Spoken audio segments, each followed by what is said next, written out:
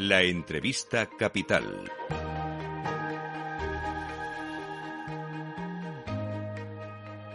Luis Vicente Muñoz. A la espera de conocer los detalles del plan de estabilidad que el Gobierno de España enviará a Bruselas, que incluirá el nuevo cuadro macroeconómico, saludamos en Capital Radio a don Emilio Ontiveros, presidente de Analistas Financieros Internacionales. Don Emilio, gracias por acompañarnos y un saludo cordial. Encantado, Luis Vicente. ¿Cuáles diría usted que son los desafíos más importantes para el Gobierno de España a 3 años vista? ¿Qué tiene que cuadrar en sus cuentas para que la estabilidad funcione en la macroeconomía española? Lo que tiene que cuadrar, digamos, la variable central, ¿no?, que puede dar viabilidad a ese plan de estabilidad que tiene que presentar el 30 de abril, es el crecimiento. Es tratar, iba a decir garantizar, pero las autoridades españolas por sí solas difícilmente pueden garantizar un ritmo de crecimiento a Europa, pero de alguna forma que el crecimiento del PIB de la eurozona en particular, del conjunto de la Unión, pero de la eurozona en particular, no sufra más de lo que ya está sufriendo. Y el panorama que tenemos, Luis Vicente, no garantiza eso, ¿no? No garantiza que en una próxima revisión de las previsiones, ya las haga el fondo, las haga el propio staff del Banco Central Europeo, las haga la Comisión, no nos encontremos con revisión a la baja. Porque sin crecimiento no hay saneamiento de las finanzas públicas. Fijémonos que en estos últimos meses, a pesar de la revisión a la baja del ritmo de crecimiento de nuestra economía, la recaudación fiscal se ha mantenido en un tono, yo diría que relativamente aceptable. Pero caídas en el ritmo de crecimiento adicional harían difícil compatibilizar ese relativo saneamiento que es necesario en el déficit y en las finanzas públicas, ¿no? Y desde luego una revisión a la baja en el ritmo de crecimiento de la eurozona también pondría en jaque esa variable que hemos contemplado con algo de esperanza en esta última semana, en las 2 últimas semanas, que es el repunte de los ingresos por turismo y la posibilidad de que haya un verano, bueno, más cercano a los veranos normales, ¿no? Ahora mismo el consenso del mercado está más o menos manejando para España un crecimiento esperado este año del PIB entre 4,5% y 4,8%, según distintas instituciones. El Gobierno también va a revisarlo a la baja, y lo ha reconocido el presidente Pedro Sánchez. ¿Qué crecimiento le parece a usted razonable esperar? Que no haya que revisarlo muchas veces más. Esta pregunta la hubiéramos formulado hace unos meses, probablemente nos habríamos vuelto a equivocar, ¿no? Yo creo que el Fondo Monetario Internacional, en ese 4,8 que tú señalabas, es razonable, ¿no? Pero es verdad que en el caso concreto de la economía española, todas las economías europeas, ¿no?, es altamente dependiente, ¿no?, de los 2 o 3 elementos que están condicionando ahora mismo las perspectivas de crecimiento, ¿no? Desde luego, los precios de las commodities, los precios de la energía y de las materias primas, que están fuera de nuestro alcance. 2, la normalización difícil de las cadenas de producción transfronterizas, de las corrientes comerciales internacionales, con China amenazando en revisión a la baja en el crecimiento en los próximos meses, a pesar del último dato, que fue inequívocamente favorable, pero que estamos viendo con el confinamiento masivo de Shanghái, que recordemos representa algo más del 5% del PIB de China, no son buenas señales, ¿no?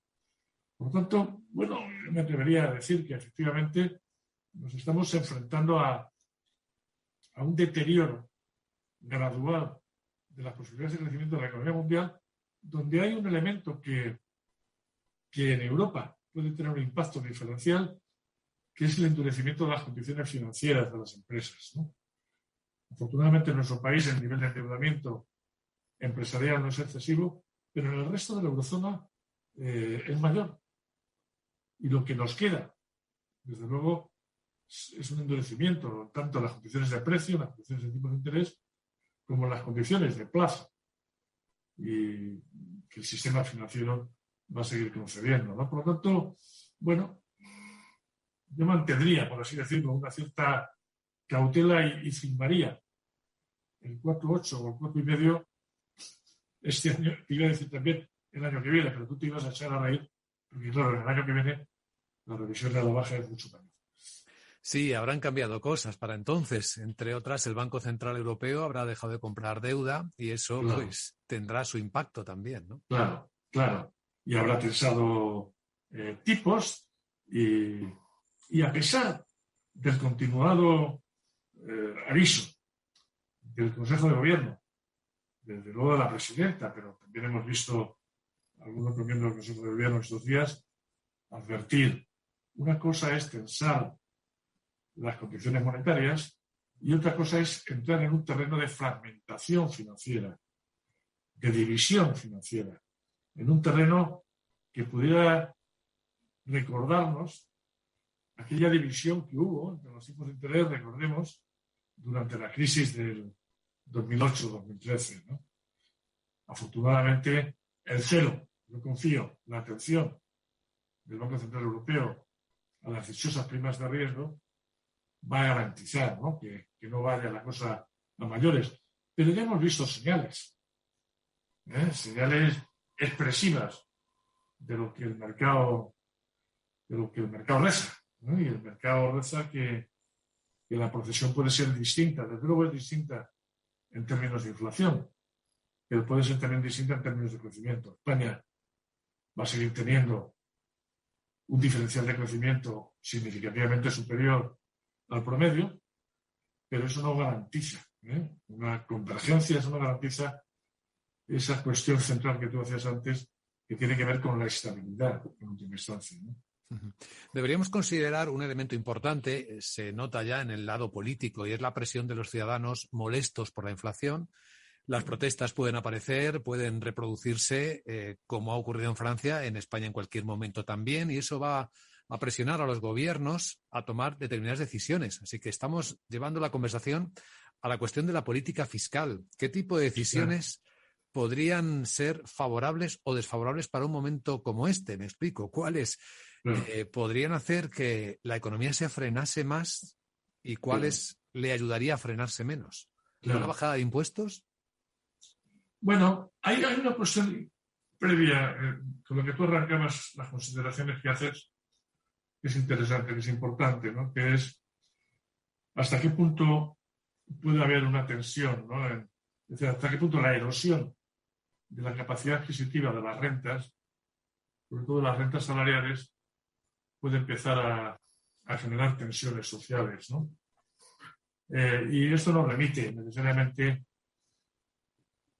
a la escenificación, o por lo menos al intento de concertación de algún tipo de acuerdo, ¿no? Que aunque no acote de forma súper concreta, súper detallada, variación de rentas, etcétera, sí transmita la sensación de que los agentes sociales, los agentes empresariales, están de acuerdo en mantener un clima de estabilidad, también de estabilidad social, no solo de estabilidad fiscal, de estabilidad presupuestaria, etcétera, etcétera. Yo creo que eso es muy importante, ¿no? Algunos han hablado de recuperar los pactos de la Moncloa. Quizás en aquella época lo más relevante es el clima, es la intención de no complicarnos más la vida, ¿no? Con lo que ya teníamos encima. Con tasas de inflación, es verdad que eran muy superiores a las actuales, con tasas de desempleo que eran muy superiores a las actuales, y desde luego con la ausencia de una participación en Europa sin la tutela del Banco Central Europeo. Pero yo sí creo que es bueno que haya un clima de cierta complicidad por tratar de transitar por el entorno económico probablemente más difícil en las últimas décadas, ¿no? Y luego está el segundo elemento, ¿no? Si dentro de la batería de medidas económicas tienen que tener prioridad las relativas a la modificación de los impuestos. Yo leí ahora también, antes de charlar, un informe del Fondo Monetario Internacional en el que subrayaba que tuviéramos cuidado con mover los impuestos en estas épocas, ¿no? En estos momentos, ¿no? Sobre todo en reducir. En un momento en el que tenemos una deuda pública del 120% del PIB, en un momento en el que el déficit público va a seguir ahí en el entorno del 6 y pico, del 7% del PIB, cualquier retoque en las figuras tributarias tiene que tener muy en consideración la elasticidad a la tributación. Porque nosotros necesitamos sanear las finanzas públicas, ¿no? No tengo del todo claro que una bajada generalizada de impuestos estimulara las decisiones de inversión, de consumo, ¿no? Es probable que en algunos sectores no haya más remedio, como ya ha ocurrido, en algunos precios de algunos bienes, de carburantes, etcétera, de tocar impuestos. De la misma forma que no tengo nada claro que subir los impuestos de forma generalizada garantizara un saneamiento de las finanzas públicas y no generara una contracción de la actividad económica, ¿no?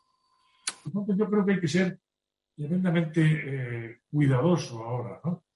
Cuando se habla de reducción de impuestos, es bueno identificar qué figuras tributarias, en el caso de que fueran impuestos directos, qué tramos de renta y con qué vencimientos, con qué vigencia temporal, ¿no? Porque si no, podemos caer, ¿no?, en la consideración de tópicos que en la realidad no siempre tienen lugar. Es bueno, España es un país que paga pocos impuestos, tiene una presión fiscal baja, hay que subir impuestos ahora. No. España es un país que paga muchos impuestos, hay que reducir todos los impuestos ahora. No. Hay que hacer, es el momento de los cuidados de relojería. También, en cuestiones de política fiscal, creo yo.